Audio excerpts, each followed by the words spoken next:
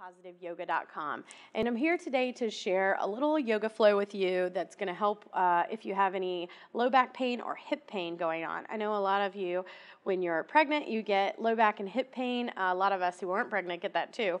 So this particular sequence is going to help you to open the hips and hopefully help with some of the low back pain you might be having. So the first thing we're going to do is learn how to build a little tower out of some props. That's going to keep us supported while we explore some deep belly breathing. And then we're going to lie on our backs, do some hip openers, and then we'll move on to some other poses. So of course, as with any other exercise, you want to check with your doctor before you do this, whether you should lie on your back or not, which we will be doing for some of this sequence. So please make sure that all that's clear before you start. And for this practice, you'll need a bolster or a couch cushion or a really big firm pillow. You'll need 2 blocks or a big thick books or something like that, and you'll need a strap or either like a tie or a tie from a bathrobe or something long that you can use to make your arms longer.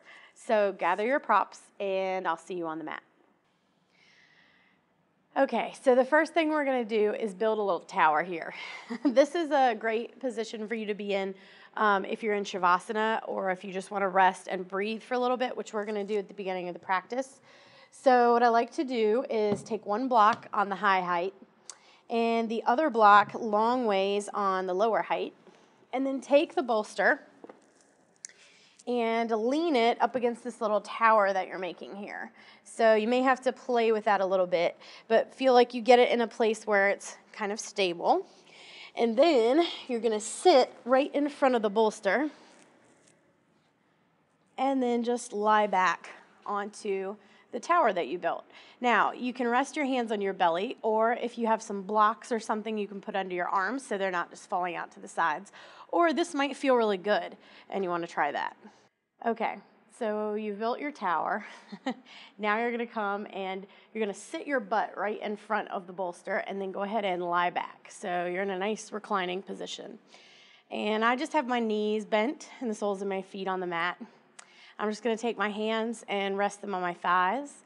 If this isn't comfortable, what you can do is take your feet together and the knees wide, and then take blocks and place them under the knees to support you.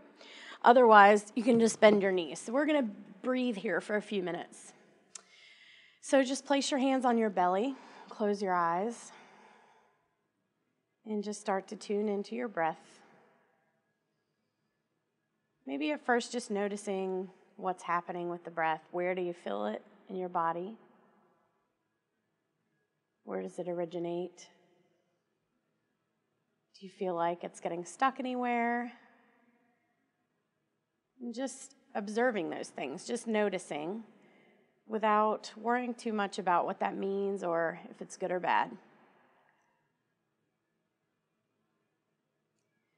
And the next time you draw a breath in through the nose, just invite the breath to arise beneath your hands. So breathe all the way down into the low belly, into that lower abdominal breathing space.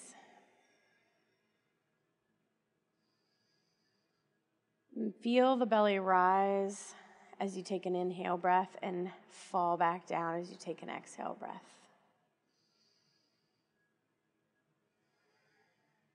Notice what other sensations you might be able to feel.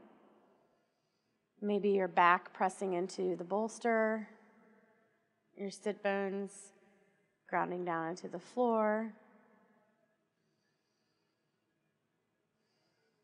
And just continue this deep abdominal breath for a few more rounds. Really deeply inhaling, filling the belly up, and then drawing the navel lightly towards the spine on the exhale to draw all the air out. Really contract the diaphragm before you reach for another inhale.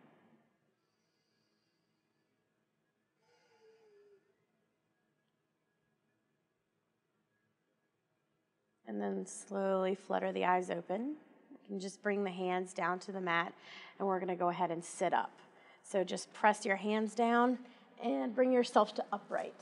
We're going to move the tower, and then we'll come to lie on our backs and do a few things there. Okay, so you're going to lie on the floor, and you want to have your strap handy. So just have that nearby. So I've got my soles of my feet on the floor, my knees bent, and you really want to scoop your tailbone down toward your feet so more of your back comes into contact with the floor. So I'm just going to place my hands on the floor, maybe widen my feet to almost the width of my mat, and just crawl my feet a little bit away from my butt so I'm not too crunched up. We're just going to start a windshield wiper motion with the legs. So letting the knees drop down to one side, coming back up through center, letting them drop down to the other side. Nice and slow. You can just let the feet roll to the insides and the outsides as it needs to. So we're getting a little blood flow in the low back. We're starting to take the hips through their range of motion. And if you'd like to create a little vinyasa here and sync up the breath with the movement, it's an inhale breath as you come up through center, and then exhale as you go down to one side. Inhale as you come back up, exhale back down to the other side. So keeping with that deep belly breath that we did before. And then go ahead and come to center. So I'm just going to scoot my feet in a little bit. I'm going to pick up my right foot and bring my knee toward my chest, and then go ahead and start to do some hip circles. So when I come close to my body, I'm bending my knee, and then as you go away from your body, you're going to extend the leg. So just let your hips rock from side to side. We really want to take the leg through the full range of motion here. And just do it nice and slow. It's definitely not a race. Go ahead and switch directions. Continuing to breathe.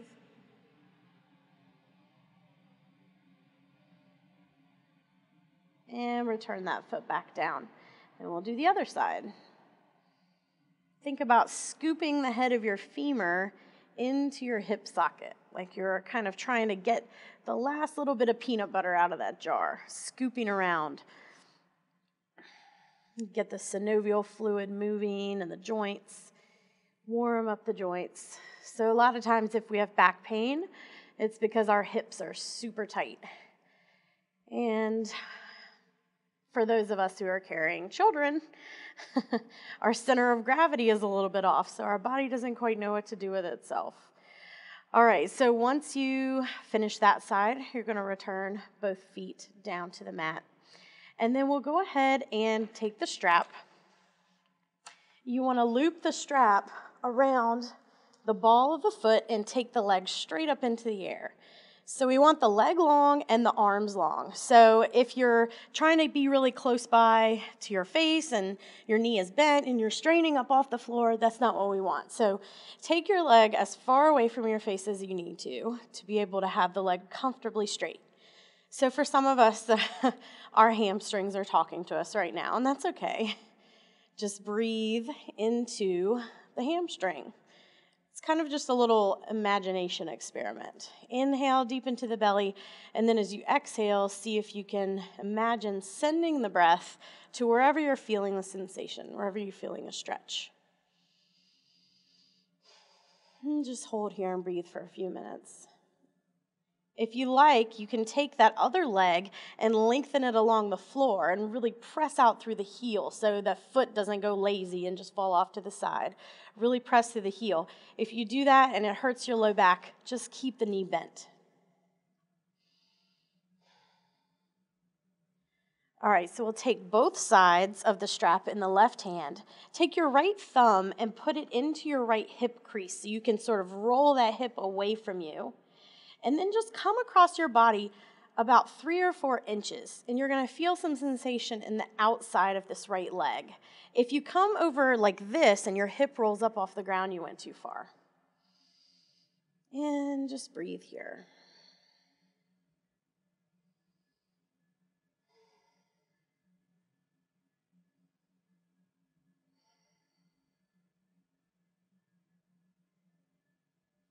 All right, we're going to come back up to center. You can either bring your foot back down to the floor, or you can just catch the strap with the other foot, and we're going to do it on the other side. So, leg is long, arms are long. This side might feel completely different than the other. About flexing your toes toward your face.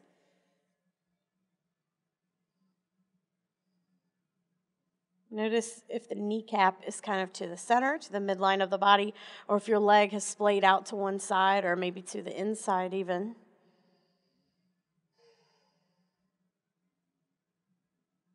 And then you're going to take both sides of the strap in the right hand. Take your left thumb, put it in your hip crease, roll that hip away from you, and then just